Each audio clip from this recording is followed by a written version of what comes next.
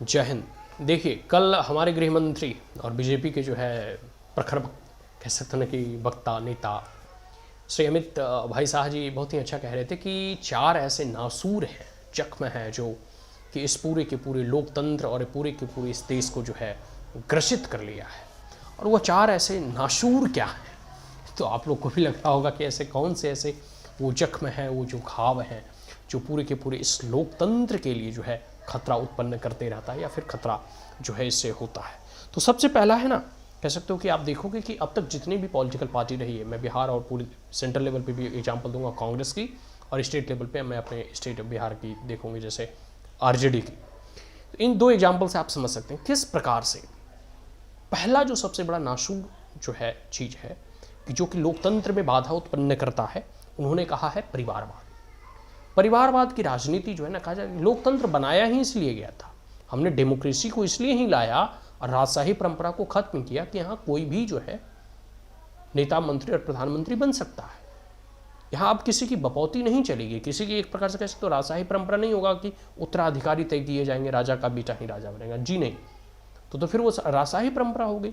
लेकिन अभी वर्तमान में देखो, बिहार की देखो आरजेडी, केंद्र में देखो कांग्रेस राहुल गांधी, महाराष्ट्र में देखो शिवसेना, इधर तमिलनाडु में देखो स्टालिन की पार्टी, फिर महाराष्ट्र में एनसीपी है। ऐसे अनगिनत ऐसे आपको जो है पार्टियां दिख जाएगी जो एक मतलब अपनी जो है प्राइवेट लिमिटेड कंपनी बना के रखी है और वो परिवारवाद चला रही है, राजा का बेटा ही राजा बनेगा, इस प्रकार की परिपाटी जो है प्रारंभ कर चुके हैं। तो ये जो है यह लोकतंत्र के लिए खतरा है। दूसरा है तुष्टिकरण की राजनीति। स्वाभाविक सी बात है, मुस्लिम हो या फिर देखो कल ही तेजस्वी यादव का एक स्टेटमेंट आया था कि एमवाई फैक्टर। इस प्रकार की जो तुष्टीकरण की राजनीति है वो देश के लोकतंत्र के लिए खतरा, और यही तुष्टीकरण की राजनीति के कारण 1947 में कभी कांग्रेस के द्वारा जो है देश का विभाजन किया गया था और जिन्ना की मांग को जो है कांग्रेस ने स्वीकृति प्रदान की। तो ये सब सारी चीज़ें हैं। तीसरा है भ्रष्टाचार। सभी को मालूम है कि देखो बिहार में चारा घोटाला हुआ, केंद्र के स्तर पर अब बहुत सारे स्तर पर ऐसे कांग्रेस और यूपीए के शासनकाल में जो है व्यापक घोटाला है, 2G है, स्पेक्ट्रम है, कोल है, कोलगेट है, कॉमनवेल्थ है, अनगिनत ऐसे घोटालों का लिस्ट आपको जो हम गिना सकते हैं। तो ये सब जो भ्रष्टाचार है ना, ये लोकतंत्र के लिए खतरा है। और चौथा है जातिवाद। आपस में भेदभाव उत्पन्न करके जो अंग्रेजों की पॉलिसी थी डिवाइड एंड रूल की, वही पॉलिसी कांग्रेस और अन्य जो है दलों के द्वारा अपनाई जाता है। आपस में फूट डालो, लोगों को जातियों में विभक्त करो, कास्ट सेंसस निकालो ताकि आपस में जातियां विभक्त हो, लड़े और हम जो है सत्ता की मलाई चाटते रहें। हम चाटें, उसके बाद हमारे यहाँ आने बाद जो है हमारा बेटा शासन करेगा, उसके बाद हमारा पोता शासन करेगा, और जनता से वोट देने के लिए।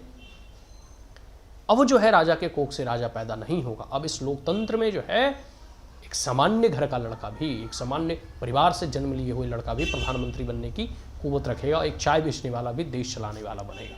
तो ये सब सारी चीज़ें हैं।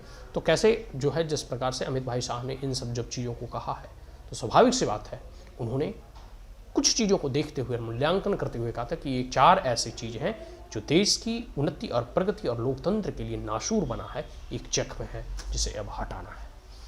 तो कैसा लगा ये वीडियो? अगर अच्छा लगा हो तो इसे लाइक और सब्सक्राइब करना ना भूलें। Also press the bell icon. Jai Hind.